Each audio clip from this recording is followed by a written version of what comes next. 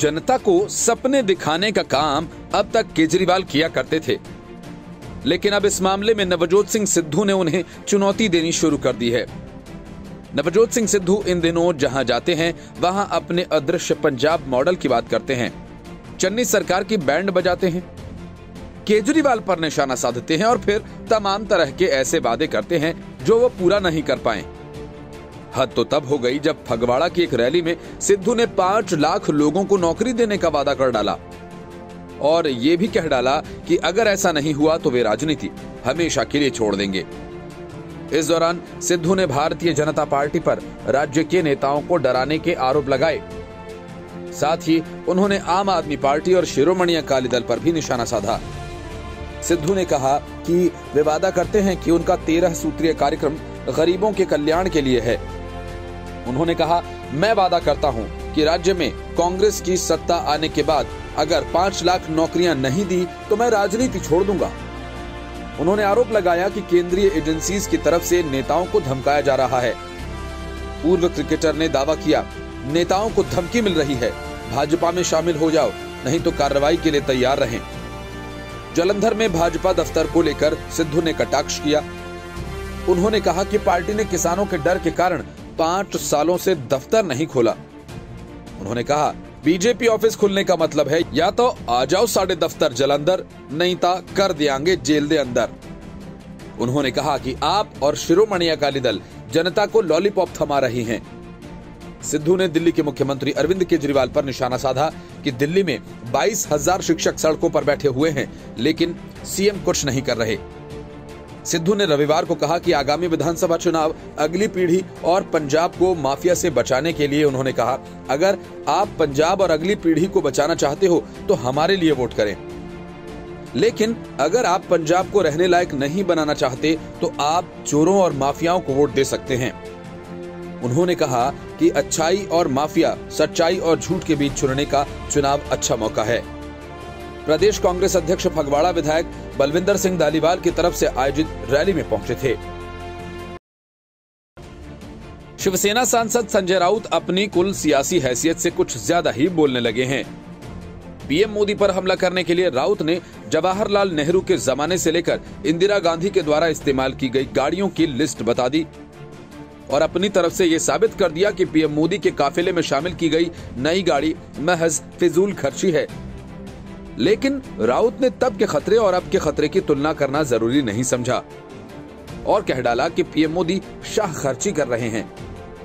राउत ने सामना के अपने कॉलम में लिखा कि प्रधानमंत्री नरेंद्र मोदी को अब खुद को फकीर नहीं कहना चाहिए, क्योंकि उनके काफिले में 12 करोड़ रुपए की कार शामिल है। राउत ने कहा कि 28 दिसंबर को मीडिया ने प्रधानमंत्री मोदी के लिए 12 करोड़ रुपए की कार की तस्वीरों की सूचना दी। एक व्यक्ति जो खुद को फकीर प्रधान सेवक कहता है, वह विदेश में बनी कार का इस्तेमाल करता है। राज्यसभा सदस्य ने कहा कि प्रधानमंत्री की सुरक्षा और आराम महत्वपूर्ण है, लेकिन अब से प्रधान सेवक को ये नहीं दोहराना चाहिए कि वह एक फकीर तपस्वी है। राउत ने कहा कि मेक इन इंडिया और स्टार्टअप इंडिया जैसी स्वदेशी पहल शुरू करने वाले पीएम मोदी विदेशी निर्मित कार का इस्तेमाल कर रहे हैं। राउत ने पूर्व प्रधानमंत्री जवाहरलाल नेहरू की प्रशंसा करते हुए कहा कि देश के पहले प्रधानमंत्री विभाजन के बाद सुरक्षा खतरे के बावजूद हमेशा एक भारतीय निर्मित राजदूत कार का इस्तेमाल करते थे। वहीं दिवंगत प्रधानमंत्री इंदिरा गांधी की उनके जीवन के खतरे के बावजूद अपने सुरक्षा गार्ड्स को उन्होंने नहीं बदला। राजीव गांधी की प्रशंसा करते हुए राउत ने कहा कि खतरे के बावजूद राजीव भीड़ में चले जाते थे। ये था भारत के प्रति उनका समर्पण। विशेष सुरक्षा समूह द्वारा हाल ही में एक मर्सिडीज मेबैक S650 गार्ड को प्रधानमंत्री के काफिले में जोड़ा गया था। मीडिया के एक वर्ग में मेबैक कार की कीमत 12 करोड़ रुपए से अधिक बताई गई। हालांकि सरकारी सूत्रों का कहना है कि नई कार ने प्रधानमंत्री द्वारा इस्तेमाल की गई BMW की जगह ले ली थी, क्योंकि जर्मन कार निर्माता ने वाहन का उत्पादन बंद कर दिया था। आधिकारिक सूत्रों ने यह भी बताया था कि SPG सुरक्षा विवरण में सुरक्षा के लिए इस्तेमाल किए जाने वाले वाहनों को बदलने के लिए 6 साल का मानदंड है और मोदी ने कोई वरीयता नहीं दी है कि किस कार का इस्तेमाल किया जाए। उन्होंने ये भी कहा कि कार की कीमत मीडिया में बताई गई कीमत का लगभग 1/3 है। महाराष्ट्र में बीजेपी ने शिवसेना को ताबड़तोड़ ऐसे झटके दिए जिससे शिवसेना को बीएमसी की गद्दी हाथों से फिसलती दिखाई पड़ने लगी है। दरअसल बीएमसी कर्मचारियों के लिए शुरू की गई आश्रय योजना पर जांच की तलवार लटक गई है और दूसरे कोंकण इलाके में नारायण राणे की सियासत के सामने एमवीए गठबंधन को मात खानी पड़ी।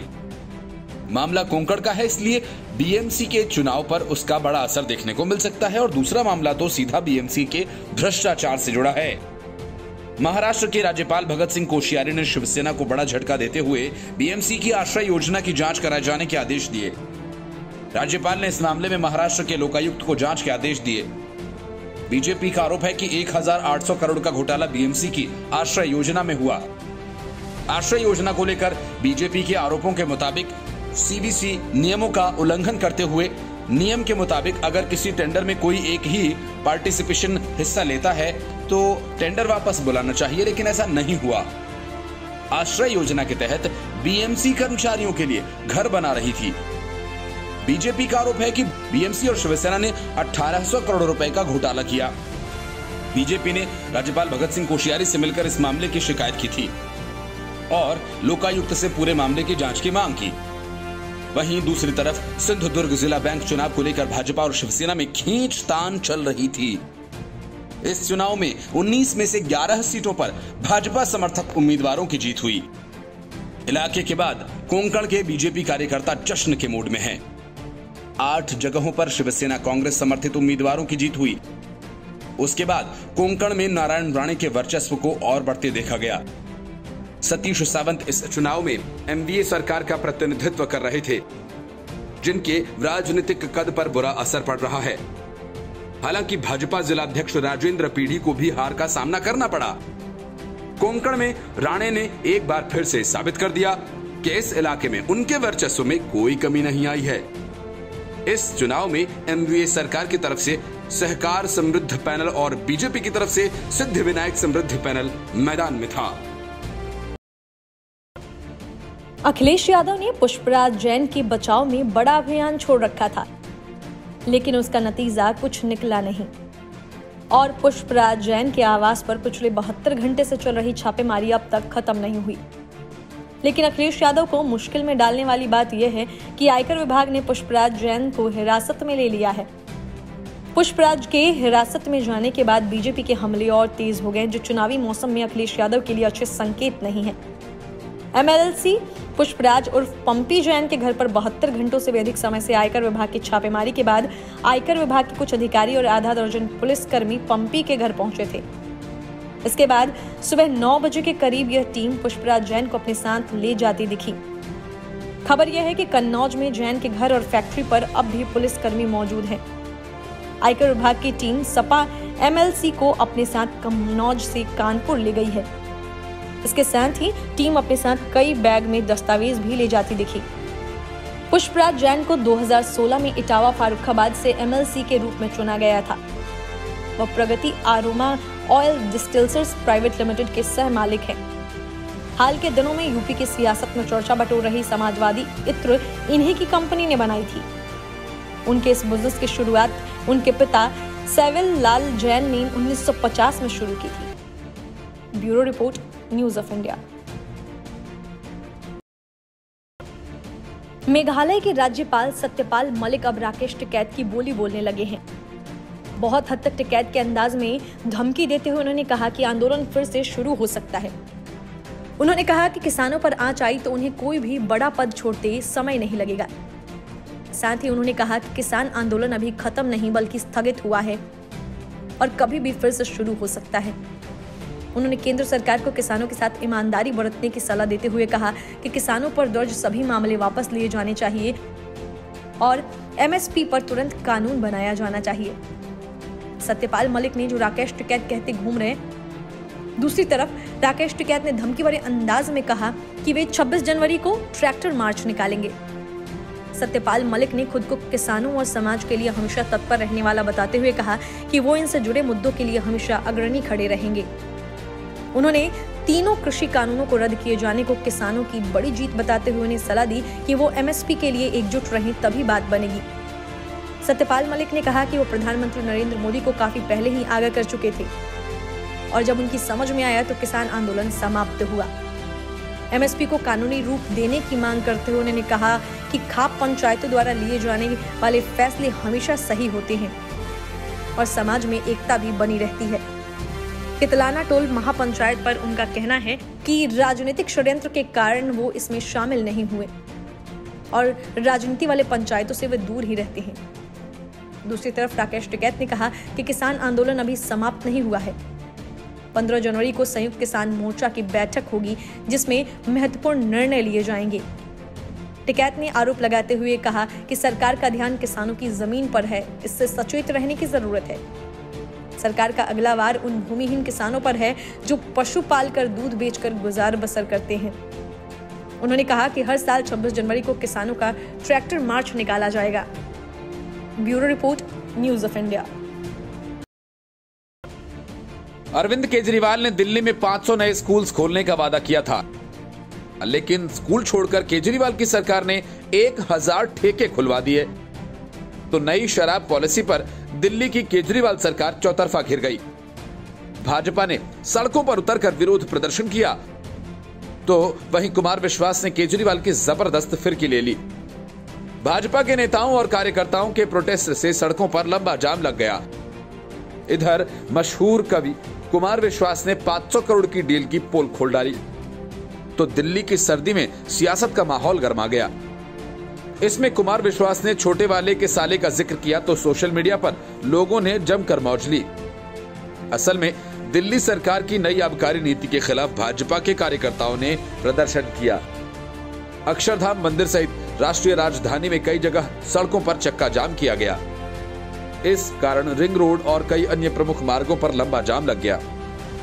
भाजपा के नेताओं की नारेबाजी, बसों पर चढ़कर झंडा लहराने की तस्वीरें आने लगी। तो दिल्ली के उप मुख्यमंत्री मनीष सिसोदिया ने ट्वीट कर कहा, भाजपा नेता बौखलाए हुए हैं क्योंकि नई आबकारी नीति का उद्देश्य अवैध शराब की बिक्री पर अंकुश लगाना है। कभी अरविंद केजरीवाल के बेहद करीबी रहे कुमार विश्वास ने भी प्रतिक्रिया देने में कोई कसर नहीं छोड़ी। उन्होंने भाजपा नेताओं के प्रोटेस्ट से जुड़ी एक खबर को लेकर प्रतिक्रिया देते हुए दिल्ली के शराब माफिया का जिक्र किया। उन्होंने बड़ी ही चतुराई से किसी का नाम लिए बिना 2016 का एक किस्सा सुना डाला। उसमें उन्होंने पहचान के तौर पर छोटे वाले के साले का जिक्र किया।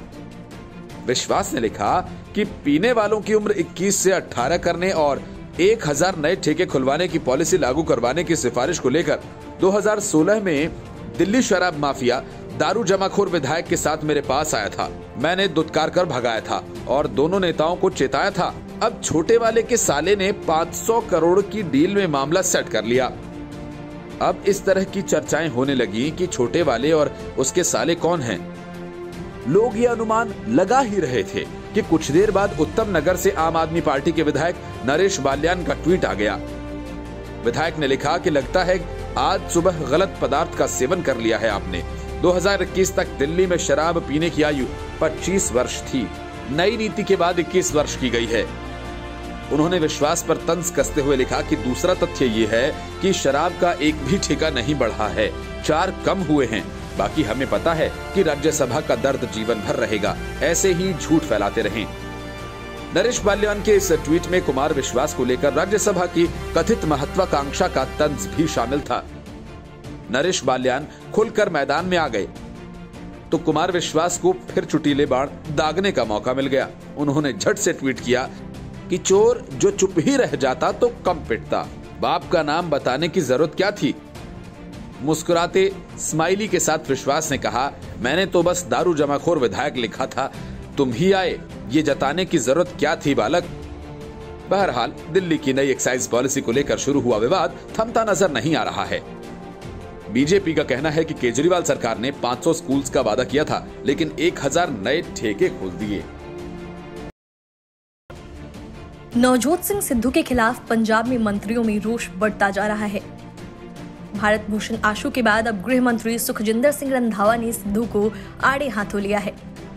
रंधावा ने प्रदेश कांग्रेस अध्यक्ष द्वारा मजीठिया पर की जा रही बयानबाजी को लेकर कहा कि सिद्धू को अपनी जुबान बंद रखनी चाहिए क्योंकि मामला कोर्ट में है।